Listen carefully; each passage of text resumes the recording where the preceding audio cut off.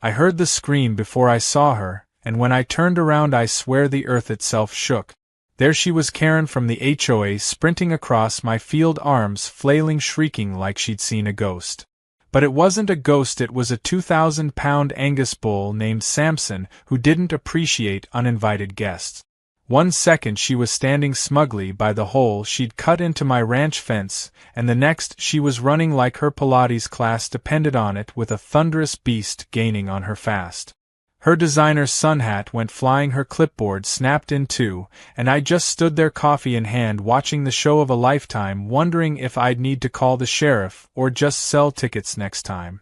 It all started the day before when Karen showed up at my gate uninvited and overconfident, armed with her usual binder of complaints. She was the newly elected president of the HOA and had clearly let the title go to her head. With a fake smile plastered on her face, she told me in the sweetest voice she could muster that the HOA board had voted to create a new walking trail for the community, one that just so happened to go straight through the middle of my ranch. I told her as politely as I could that my land wasn't part of the HOA and had been in my family for generations. We weren't interested in being part of their manicured little empire, especially when our livestock roamed freely. She didn't take that well. Her smile twitched and her eyes narrowed. She told me I was being selfish, standing in the way of community wellness, and that her committee had every right to make improvements. I reminded her that cutting through private property without permission wasn't an improvement, it was trespassing. She scoffed, waved her binder like it was a badge, and stormed off, muttering something about how she'd make it happen anyway. I figured that would be the end of it. HOA Karens usually liked to bark more than bite, and the legal side of land boundaries was never on their side. But Karen was different. She didn't just want a trail, she wanted control. The next morning I woke up to a strange beeping sound coming from the direction of the fence. At first I thought it might be a contractor, or maybe a coyote tripping the motion sensor. But when I pulled up the live feed from the security camera, what I saw made my jaw drop. Karen, wearing a neon pink tracksuit and oversized sunglasses, was standing by my southern fence line with a pair of industrial bolt cutters. She kept looking around nervously, then snipped right through the wire, laughing like she'd just outsmarted the system. What she didn't know was that the southern pasture was Samson's territory. Samson isn't your average bull. He was bottle-fed from birth, raised by hand, and thinks he's part dog, part tractor. He's gentle with my kids but fiercely territorial about his space, especially if someone walks into it smelling like lavender perfume and HOA entitlement. I jumped into my truck and headed that way, praying I'd get there before things got out of hand. By the time I arrived it was too late. The gate was wide open, the fence had a gaping hole, and there were fresh footprints right through the field. Then came the sound that stopped me cold.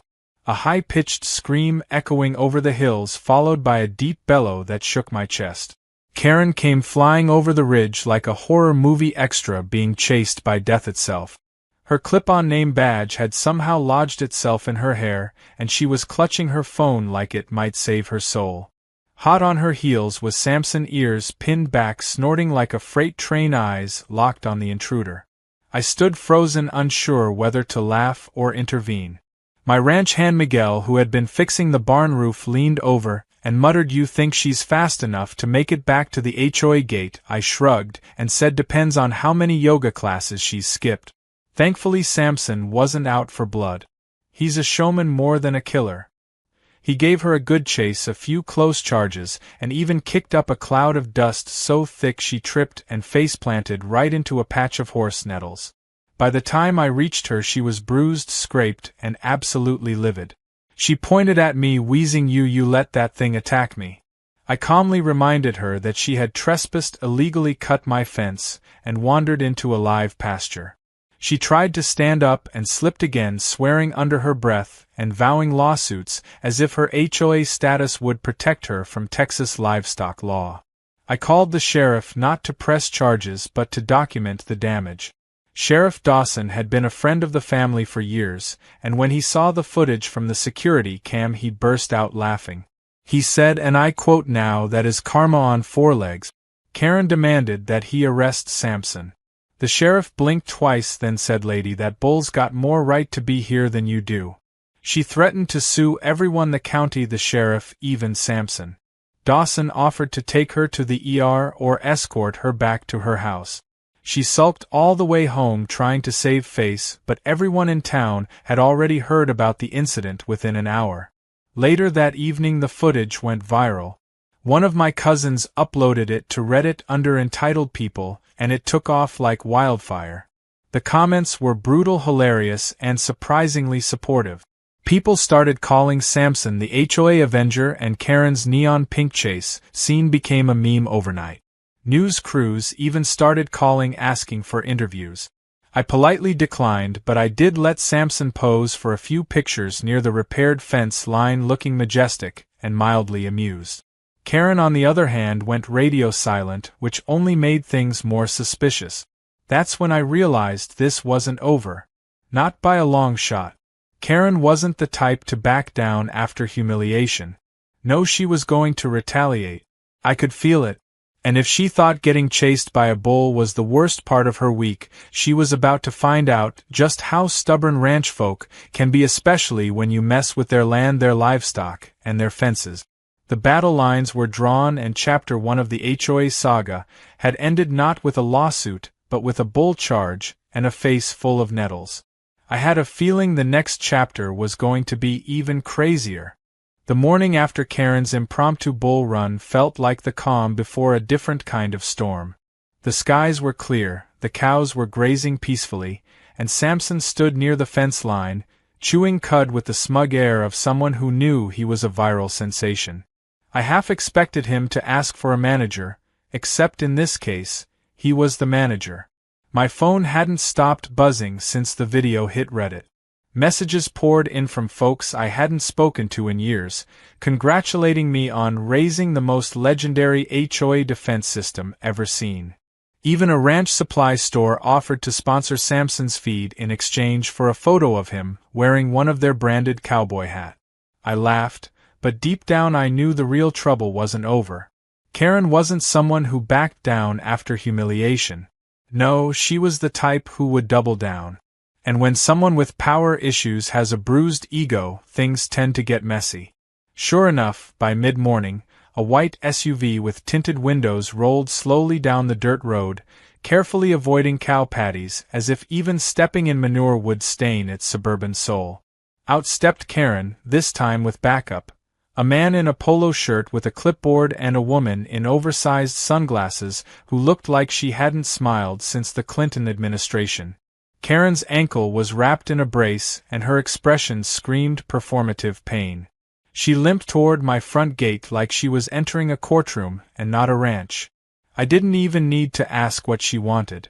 She launched right into it, pointing at my fence and declaring that her team was here to evaluate and document the damage caused by my aggressive livestock and determine restitution owed to the HOA for trauma inflicted upon its board. I blinked, stunned by the sheer audacity, and asked her if she really brought an HOA trauma assessor onto private ranch property uninvited again. She said it was within her right under emergency community review protocols.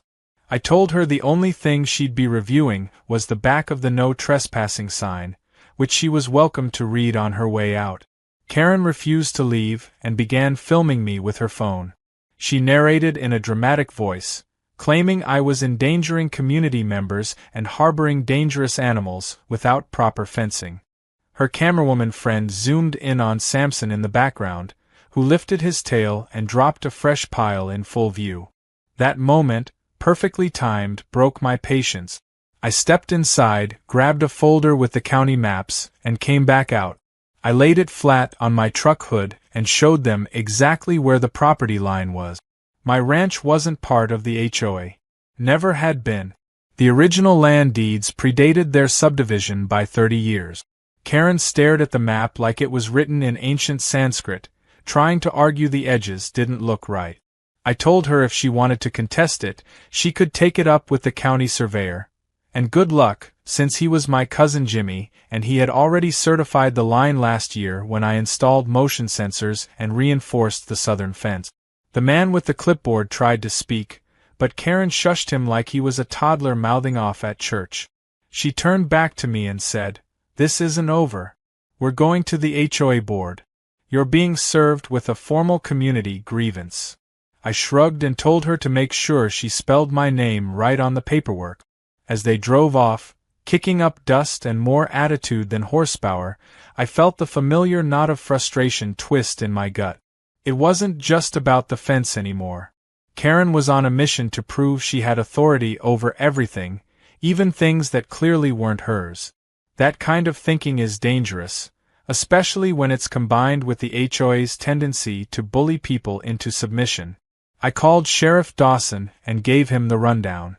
He sighed and said he wasn't surprised. Apparently, Karen had already contacted him earlier that morning, trying to report Samson as a wild animal that posed a danger to children and small dogs. He told her unless the bull was roaming free at a playground, there wasn't much he could do, and even then, the blame would still fall on whoever cut the fence, which she had conveniently left out of her story.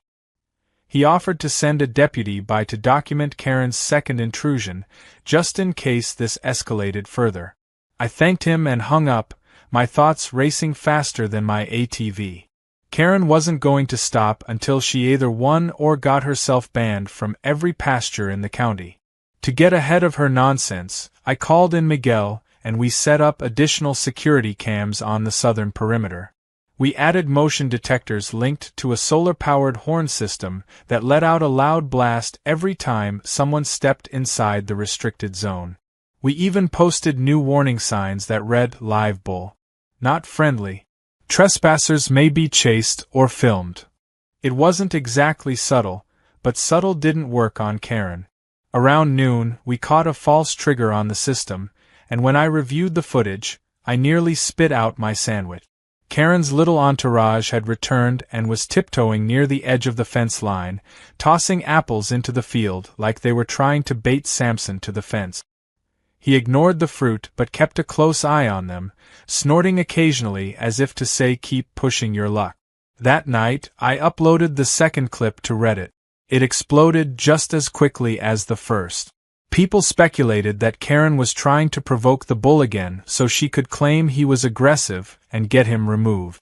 Others joked that she was secretly filming a reality show called Karen's vs. Livestock, Rural Justice.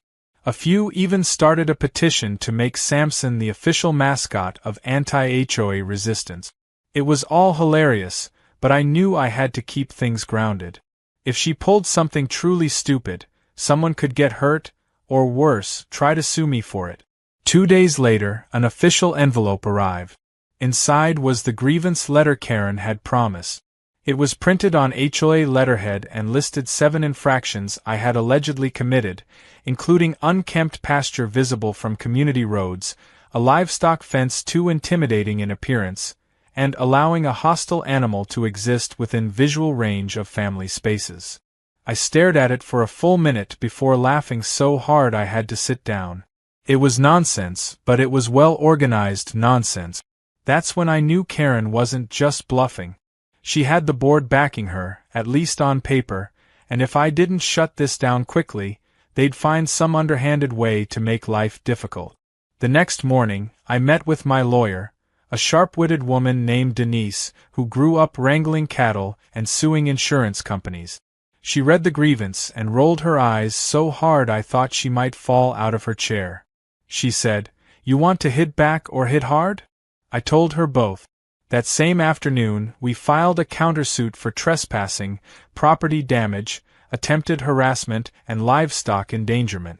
Denise added that we'd be pushing for court-ordered restrictions to keep Karen and her board at least 200 feet away from the property. It was aggressive, but if you wanted to keep a Karen out, you had to build legal fences just as strong as the barbed wire ones. The best part came 2 days later when Karen received the court summons while walking her dog, just 20 feet from the newly posted signs. According to Miguel, she read the papers, turned beet red, and screamed something about suing the sheriff, the county, and possibly the bull. Miguel said Samson just stared at her from the hill, unimpressed, chewing cud like a Zen master watching chaos unfold below. Whatever came next, I knew I was ready. I wasn't just defending my ranch anymore. I was defending every rancher, farmer, and rural homeowner who'd ever been pushed around by someone who thought an HOA badge meant absolute power. And I had a 2,000-pound co-defender to prove it. 3 days after Karen received her court summons, the entire community seemed to shift. Word spread fast in a rural place like ours, especially when it involved a 2,000-pound bull and a lawsuit stacked higher than hay bales in winter. It didn't help Karen's case that the local feed store had hung a giant printout of the viral footage in their front window, complete with a cartoon caption of Samson wearing a judge's wig. Every time someone walked in, they chuckled and said the same thing. That bull's got better judgment than most HOA boards. Meanwhile, Karen had gone into what I could only describe as aggressive PR mode. She wasn't backing down, she was gearing up for war. Her latest move came in the form of a glossy printed pamphlet distributed door-to-door by 2 teenagers who clearly didn't know what they were getting into. It was titled Community Safety in Crisis. The Samson situation, and featured an edited photo of my bull with glowing red eyes, standing behind a warped fence. The pamphlet accused me of harboring an unrestrained livestock menace and painted Karen as a brave defender of neighborhood safety. One neighbor later told me she nearly spit out her coffee when she read the part that said, "Samson the bull has demonstrated deliberate aggression toward members of our peaceful community." It was so ridiculous it felt like satire, but I knew better than to laugh too hard. Karen was laying groundwork. She was creating a narrative for the upcoming court hearing, trying to sway public opinion before facts could catch up. The irony was that her tactics were backfiring. Most of the ranching families in the surrounding area had their own Karen stories.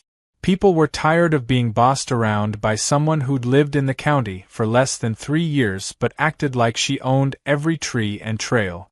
I started getting calls from people offering statements, security cam footage, even old emails showing how she'd tried similar power grabs before. It wasn't just about my ranch anymore, it was about the pattern. She'd pushed one neighbor to tears over flowerbed colors. Another had gotten fined for having a classic truck parked in his driveway for 2 days. A woman down the road said Karen accused her of creating disruptive poultry noise from her backyard hens. The list was long and people were ready to speak up. My lawyer Denise was building a solid case. She added every one of those neighbor statements to our filing and made it clear we weren't just defending my land, we were exposing a systemic abuse of power. But the most unexpected development came from the town council. Apparently, they'd been watching everything unfold with growing concern, especially since Karen had started showing up to their meetings and demanding they intervene on behalf of civilization. One councilman, an old friend named Wallace, pulled me aside at the diner and said, "She told us your bull caused emotional distress that might qualify as a community emergency." I asked her if she wanted us to file FEMA paperwork for a cow chase. She didn't get the joke. Despite all this, Karen remained undeterred. The day before the hearing, she held a press conference in front of the HOA office, inviting a local news station for coverage. Her speech was filled with dramatic pauses, self-righteous declarations, and constant references to the safety of our families. She tried to claim that my land had always been intended for shared use, and that the original boundaries were never properly recorded. I watched the live stream from my porch, sipping iced tea while Samson lounged nearby, completely unbothered.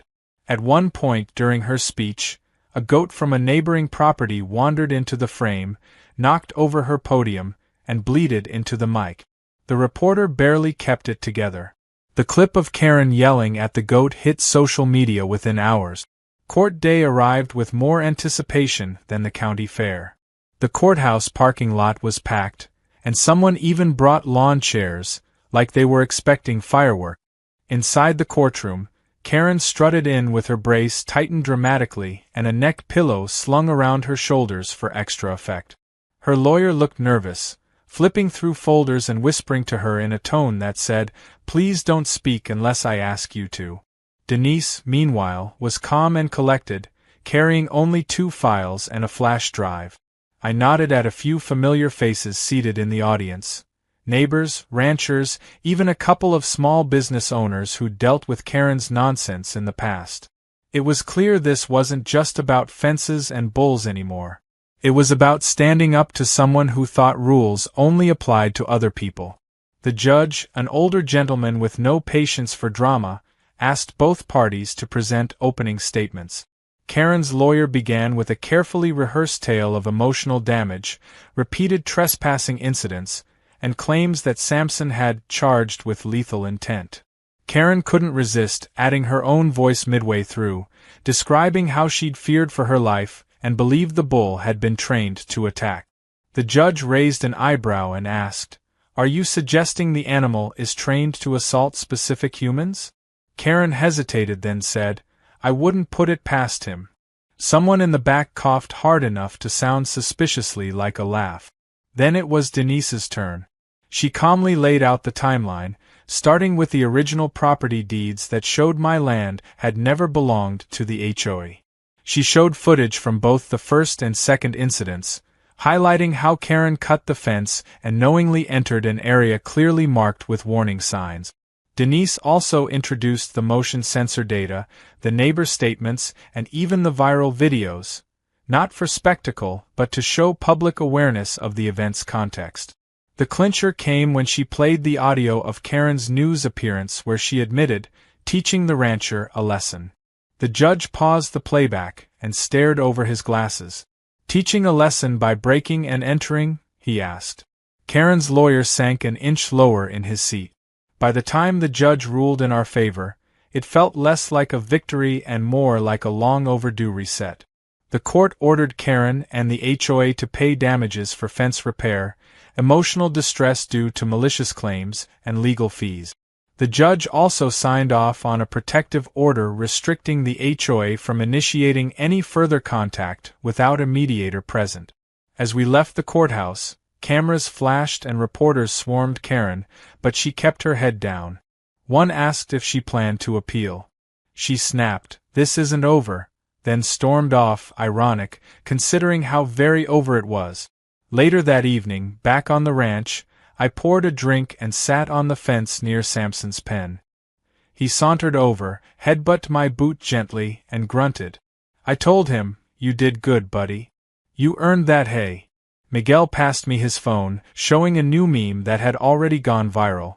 Karen in a courtroom with Sampson sitting behind the judge's bench, gavel in hoof. I laughed louder than I had in weeks. The battle might have been won, but I knew Karen's ego wasn't done nursing its wounds. People like her don't disappear quietly, they regroup. But I wasn't worried.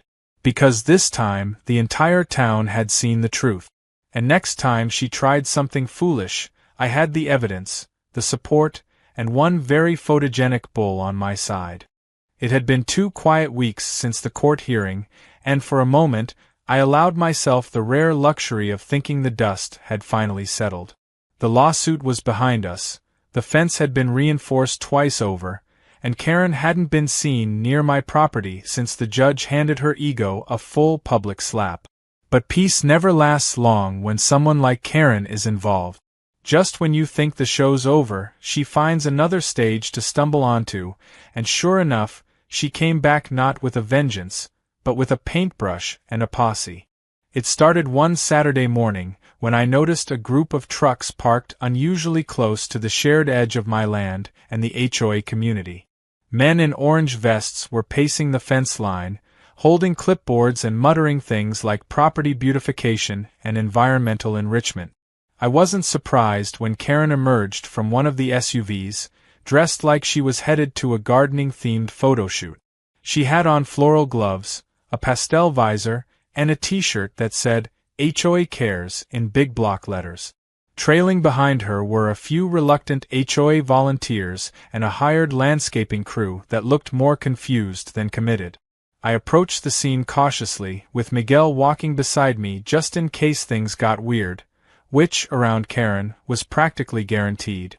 Sure enough, she turned with a performative gasp when she saw us, as if we were the intruders. She waved and said loudly for everyone to hear, "We're here on a restoration initiative to clean up this shared border space. The community voted and we've approved budget for new fencing, decorative stonework, and a pollinator garden. It's going to be gorgeous." I told her as calmly as I could that there was nothing shared about that space. Every inch of it was still my land, legally defined and judge-approved. Karen gave me the sort of smile people reserve for children and pets who don't understand what's going on. "This is for everyone's benefit," she said, motioning to a man unloading a wheelbarrow. "You'll thank us when you see it." I told her, firmly this time, to pack it up and get out. She shook her head and said she had HOA consent and didn't need mine. That's when I noticed something even more troubling. 2 of the landscapers were inside the fence. They'd used the same hole Karen had previously cut, and I watched in disbelief as they began uprooting my shrubs and leveling the soil. Miguel took a photo as proof while I radioed the sheriff. Karen stood in front of us trying to block the view, chirping something about civil improvements and ecological harmony. I tuned her out, watching Samson in the distance begin his slow approach toward the growing activity in his pasture. When Sheriff Dawson arrived, he brought backup. Apparently, this wasn't his first call of the morning. One of my neighbors had reported that Karen's crew had also been trimming branches from trees that weren't even on HOA land. Dawson stepped out of his truck, looked at the mess, and asked Karen why she was trespassing again after a court ruling made it explicitly illegal. Karen, full of confidence and flimsy paperwork, handed over a document that she claimed gave her temporary community access for beautification efforts. Dawson took one look and said, "This is a landscaping invoice, not a legal permit." Karen insisted that the community bylaws allowed her to act in emergency aesthetic situations. Dawson just shook his head and told everyone to clear out or risk arrest for trespassing. Karen gave one final protest before flouncing back to her car. I watched as her landscaping crew left behind more ruts and scattered tools than actual improvements. But that wasn't even the peak of the week. 2 days later, I received a motion-activated alert from one of our new trail cameras. The footage was blurry at first, but then it sharpened to reveal what I would later call Samson's second stand. Sometime after midnight, a group of HOA workers, or maybe contractors hired under the table, had returned to the fence line with shovels, stakes, and a power auger. They were attempting to relocate the fence 2 yards inward onto my land. They'd already pulled up one section and replaced it with flimsy wood slats painted white. Just past them, you could see Samson lumbering through the pasture, his ears alert, drawn by the low growl of the auger. The next minute of footage was pure chaos. Samson approached with deliberate speed, then surged into a gallop. One man screamed and ran, while another tripped over the fence-post pile and nearly dropped the auger on his foot. The entire team scattered like bowling pins, one of them diving under the old section of fence to escape. Samson stopped at the edge, snorted like he was proud of himself, and then casually knocked over a cooler with his horn. Miguel uploaded the footage to Reddit again, titling it "Samson Saves the Fence, Part 2. It went even more viral than the first video.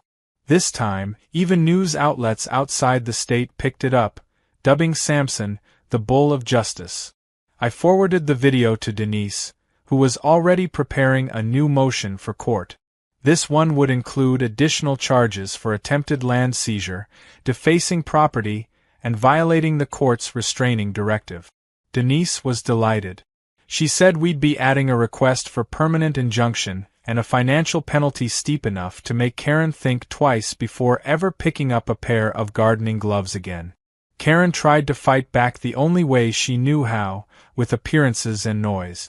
That weekend she hosted a community unity barbecue near the HOA clubhouse and used the microphone to accuse me of destroying neighborhood morale and promoting dangerous rural aggression. She passed out more pamphlets, this time accusing Samson of being psychologically destabilizing and demanding he be relocated for public well-being.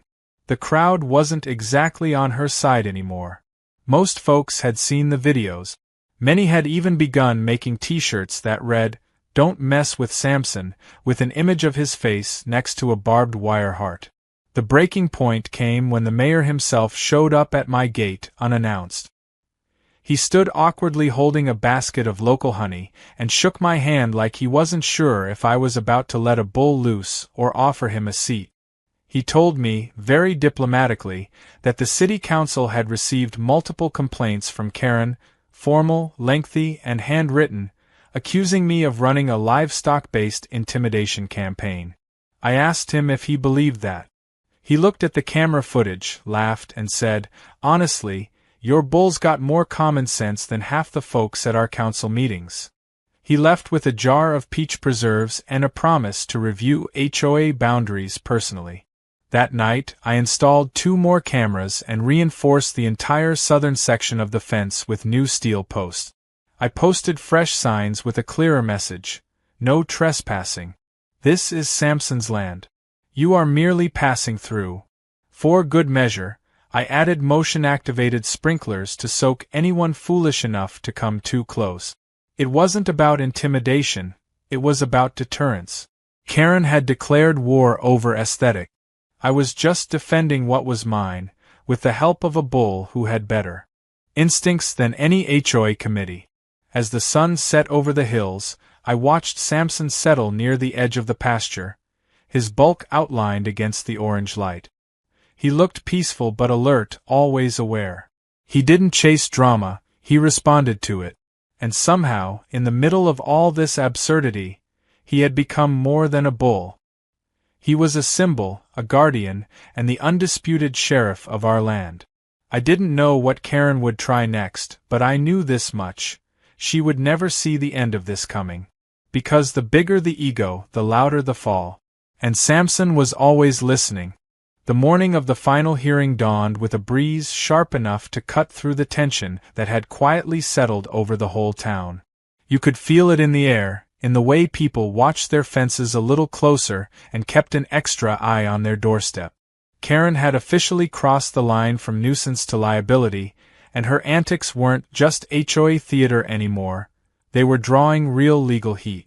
Denise had been preparing all week, compiling everything from motion-activated footage to the city council's official statement reaffirming my property lines.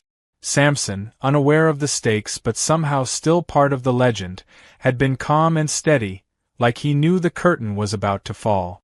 Karen, unsurprisingly, didn't take her losses in stride. Instead of retreating quietly, she'd ramped up the drama. Her latest claim was that the HOA had full jurisdiction over any land visible from community lots and that my pasture, which could be partially seen from the neighborhood walking path if you leaned just right through the trees, was fair game.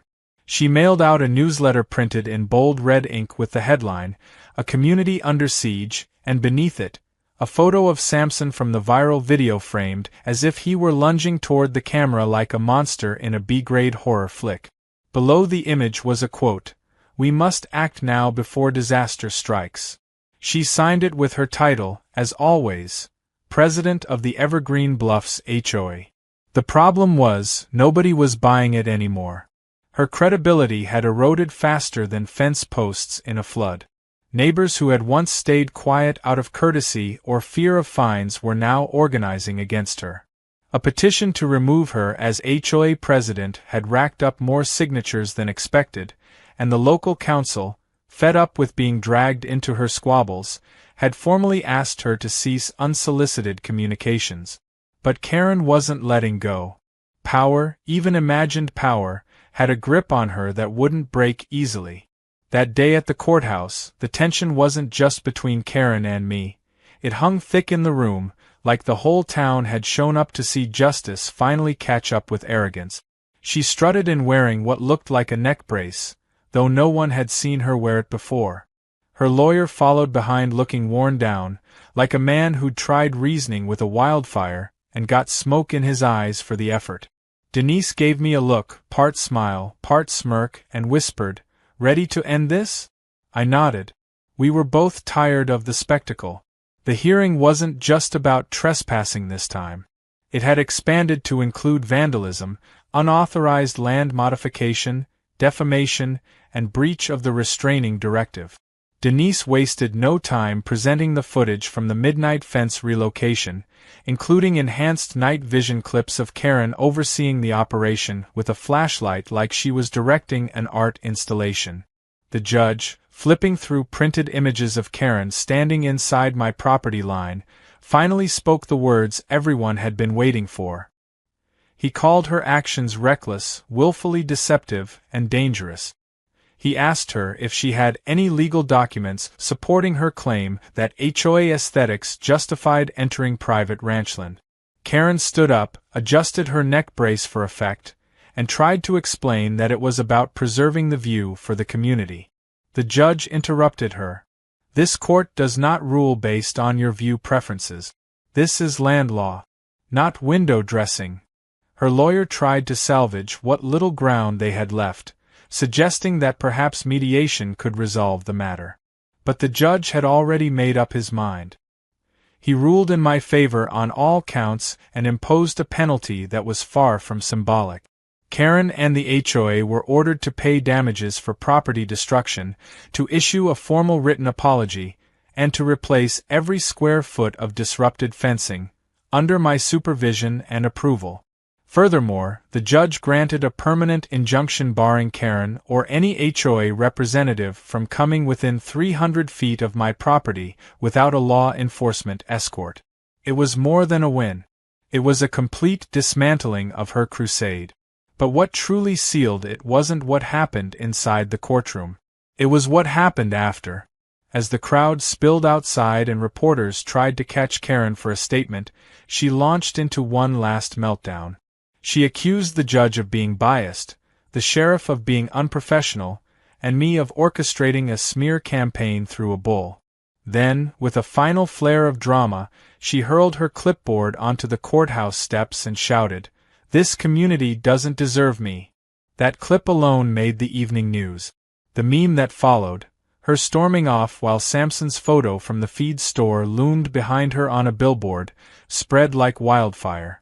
That was the last time Karen tried to speak publicly. Her resignation came 2 days later in a brief email titled, "Effective immediately." The fallout was swift. The HOA board, now partially restructured, issued a statement disavowing Karen's behavior and pledging to focus on reasonable community projects moving forward. They even invited me to a town hall to speak about rural boundaries and HOA overreach.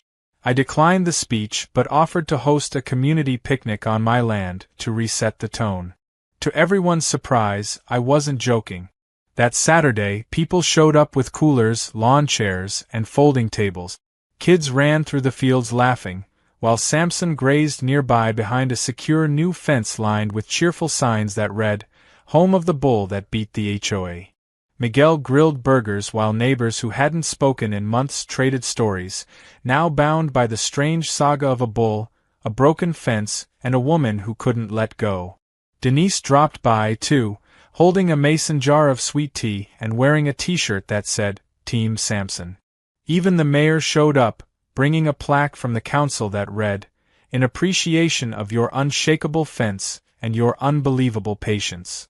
When the sun started to set, I stood by the edge of the pasture watching the orange light stretch over the grass.